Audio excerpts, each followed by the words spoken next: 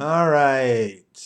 Let's see if we can do this. The mic might be kind of screwed up.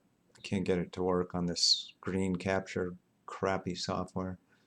So I'm going to go through a Groover campaign I did for 3 songs. Uh, I spent a total of $75, I think, kind of split it amongst the three. And a couple things I want to go through. Let's start off with the results. So I had 26 responses out of probably about 30 applications and 7 shares. So that's roughly 30%. And I've got 2 promises to share that are coming up. Most of them were Spotify and a couple blogs and I think a couple radio stations. So the thing about Groover,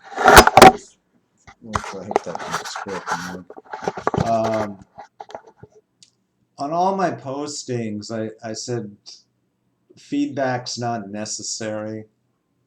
I get the impression that a lot of these people that are doing the reviews I assume they're making money for making the reviews. So they just throw some shit out there and give you the once over and move on with no intention of ever sharing it, even though I specified in my proposals to them. The only thing I was interested in was ads to Spotify playlists or playlists in general. So you kind of have to take it with a grain of salt, you know. You got to go through these people and see what they're doing. A lot of them on Groover, it'll say 100 responses. Well, if you're not looking for feedback, it doesn't matter how many responses the person's given. You don't want feedback. You want ads to Spotify playlists or whatever, radio or something. So let's go and take a look at some of the feedback. So this one I consider bad feedback. And it's not because he rejected it, it's because he didn't specify what was wrong that kept him from playing it on the radio station. He just says this mix is not FM radio broadcast ready. Well, I was a major label record producer, so I'm pretty sure it was. It could be because he listened to an MP3 and didn't know I had the WAV file for it. I have no idea. I suspect it probably just didn't fit the station's criteria in terms of style of music. And this is kind of just a general rejection letter or something like that. I don't know. Anyhow, that kind of feedback is useless. It wasn't ready. Okay, so if it wasn't ready, be specific. Was there too much bass? You couldn't hear the vocals? Was the mastering bad? Give us something to go off of. But they didn't do that. So I consider that bad feedback. It's just opinion, and it doesn't mean anything. All right, so this is a little bit better. At least it's honest. Thank you for your submission. I listened to your song, but unfortunately, this song is not fitting any currently playlists. So yeah, I can deal with that. If the song doesn't fit their playlist, it doesn't fit. It doesn't help you any, but at least he was honest about it's just not the right style.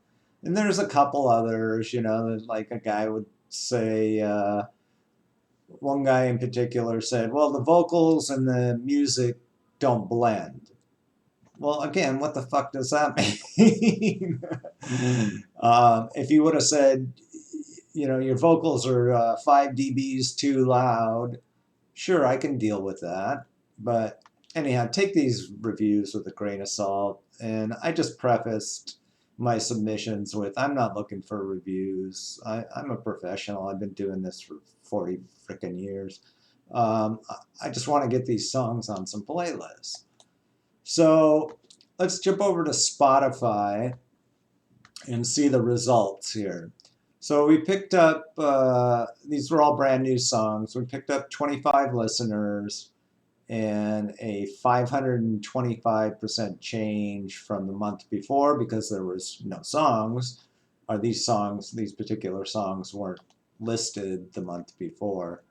I gotta say that that's okay for 7 postings by these groovers, but I want to see long term how this holds up. Did they put these songs on their playlist just for a month, or are they on there indefinitely?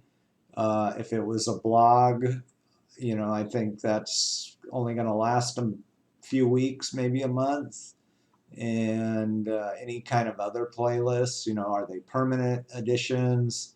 So I'll check back on this and maybe I'll post in the YouTube comment sections how it panned out after a few months or so. So again, I spent about $75, and was the return on investment worth it? I'm going to give that the jury's out. We'll see how, like I said, we'll see how it pans out. You probably have to spend about $1,000 to get some real mileage. And then again, you spend that $1,000. You want listeners that are going to stick with you, and come and listen to your other music. Especially if you have a catalog of a couple albums or something like that. So that's kind of my take on Groover. I know there's some other services out there. I think I'm going to probably stop at $75 on Groover and maybe try another one, see how that all pans out. All right, have a good day. See you in the next video.